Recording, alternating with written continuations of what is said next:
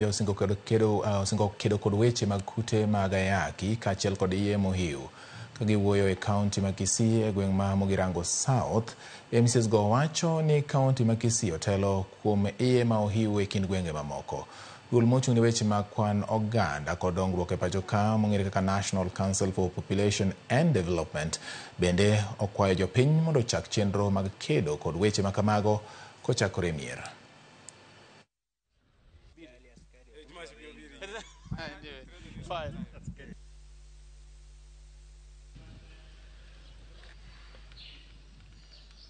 We've been here, like it has been mentioned, with the members of the county assembly. I want to appreciate them so much because we've come up with a way forward that's going to help our population.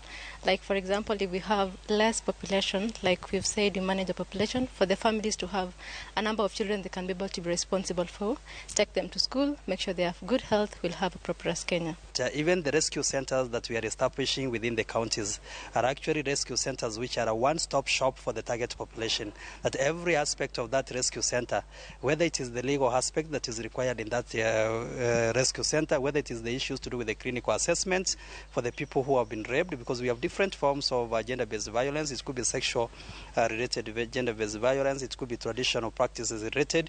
So we are focusing and saying that whatever form of gender-based violence it is, let's have a rescue center that has an intervention that is wholesome, and it makes that rescue center for a one-stop shop for the target population. The other day where we have a girl of 13 years who is already a mother, it's something that has taken place within our county.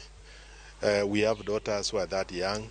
Some of us are almost becoming now fathers, and we need to look at this problem as a communal problem, and then we must also develop communal mechanisms as a community to address the teenage pregnancy